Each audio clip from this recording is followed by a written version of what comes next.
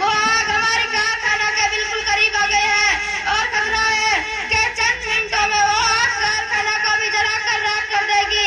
सेठ साहब इत्मीनान से बैठे रहे और कहा कि फिक्र न करो, आग इंशाअल्लाह हमारे कारखाना को नहीं छूगी। काम करने वाले अपना तरफ से ही पूरी हिफाजत का बंदोबस्त करते रहे, लेकिन आग तो के बढ़ती जा रही थी। कुछ देर के बाद मुलाजिमीन ने आकर खबर दी कि वाकई कारखाना में मौजूद कपड़ा और दीगर